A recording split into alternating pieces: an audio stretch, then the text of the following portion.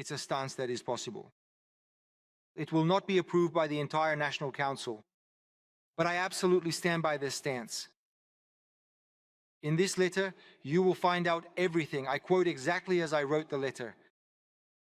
Dear President of the European Council, dear Antonio, allow me by this means, and in order to avoid any misunderstandings or doubts, to express myself regarding the recent proposals of the European Commission to secure Ukraine's financial needs for the years 2026 and 2027, including the use of frozen Russian assets. I have long and unequivocally expressed my positions regarding the military conflict in Ukraine. This conflict has no military solution. The European Union's strategy towards the conflict is wrong and ineffective, and the continuation of the war is nothing but senseless killing without strengthening Ukraine's position. In the case of peace negotiations, 20,000 people die on each side every month for no reason. That is why I repeatedly express strong support for all peace initiatives. In these weeks, I am especially supporting President Donald Trump's efforts to end the unnecessary bloodshed.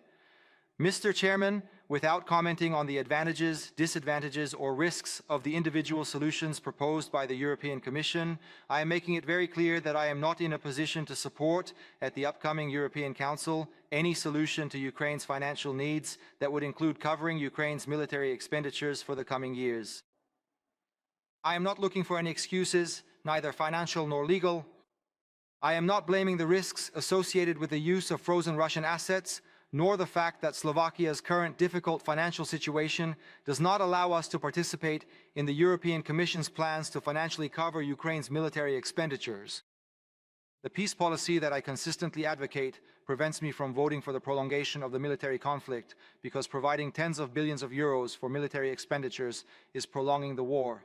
Not to mention the fact that the use of frozen human assets could directly threaten American peace efforts, which directly count on using these resources for the country's reconstruction. Mr. Chairman, I'm sure you remember that I openly spoke about this risk at our informal meeting in Angola. And not to mention the information about corruption scandals in Ukraine that we share together. Mr. Chairman, the Slovak government is a reliable and solidary player. In the humanitarian field, we are helping Ukraine in many areas. We supply electricity through reverse flow, even gas, although it was the Ukrainian political leadership itself that, by deciding to stop gas transit through Ukrainian territory, caused us significant financial harm. We are working on a new energy connection, a direct rail link, repairs of border crossings, and on our territory we have almost 200,000 Ukrainian citizens who fled the war. We are organizing joint government meetings. We are sending humanitarian aid, and on a bilateral level, we are ready to continue in this way. We support Ukraine's accession to the European Union, although you must admit yourself that among the member states of the Union there are some that, on the one hand, support the war, but on the other hand are increasingly voicing serious objections to Ukraine's early membership in the European Union.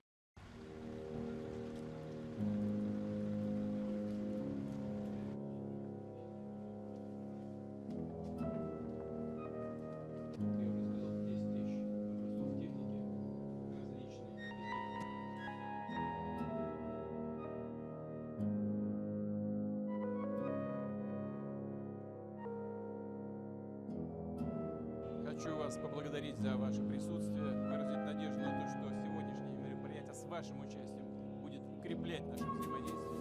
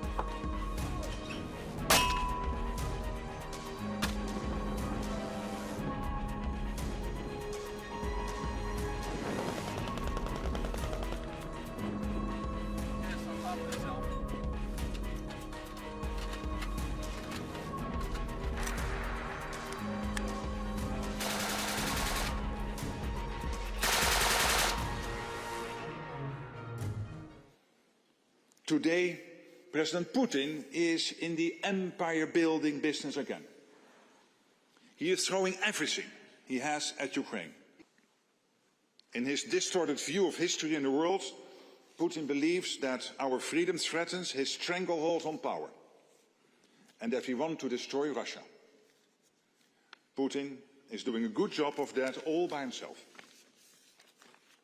Russia's economy is now geared to wage war, not to make its people prosperous. Russia is spending nearly 40% of its budget on aggression, and around 70% of all machine tools in Russia are used in military production. Taxes are going up, inflation has skyrocketed, and petrol is rationed. Putin's next presidential campaign slogan should be "Make Russia weak again." Not that he is troubled by free and fair elections, of course. And how is Putin able to continue his war against Ukraine? The answer is China. China is Russia's lifeline. China wants to prevent its ally from losing in Ukraine. Without China's support, Russia could not continue to wage this war. For example, about 80% of critical electronic components in Russian drones and other systems are made in China. So when civilians die in Kyiv or Kharkiv, Chinese technology is often inside the weapons that kill them. And let's not forget that Russia also relies on North Korea and Iran in its fight against freedom, with ammunition and military equipment. So far, Putin has only played the peacemaker when it suits him, to buy time to continue his war. President Trump wants to end the bloodshed now, and he is the only one who can get Putin to the negotiating table. So let's put Putin to the test. Let's see if he really wants peace, or if he prefers the slaughter to continue. It is essential that all of us keep up the pressure on Russia and support the genuine efforts to bring this war to an end. NATO's own defences can hold for now. But with its economy dedicated to war, Russia could be ready to use military force against NATO within 5 years. Russia is already escalating its covert campaign against our societies. Russia's list of targets for sabotage is not limited to critical infrastructure, the defence industry and military facilities. We need to be ready, because at the end of this first quarter of the 21st century, conflicts are no longer fought at arm's length. Conflict is at our door. Russia has brought war back to Europe, and we must be prepared for the scale of war our grandparents and great-grandparents endured. Imagine it, a conflict reaching every home, every workplace. Destruction, mass mobilization, millions displaced, widespread suffering and extreme losses. It is a terrible thought.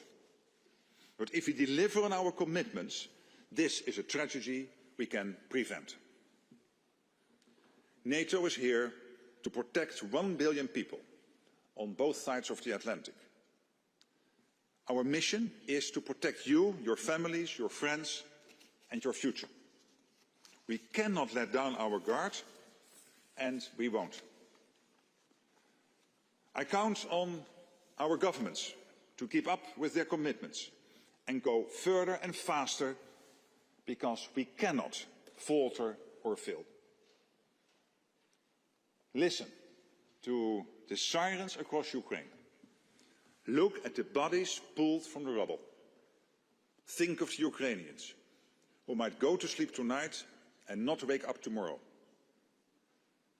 And what is standing between what's happening to them and what could happen to us? Only NATO. I have a duty as Secretary General to tell you what lies ahead if we don't act faster invest in defence and continue our support for Ukraine. And I know this is a hard message as we head towards the festive season, when our thoughts turn to hope, light and peace.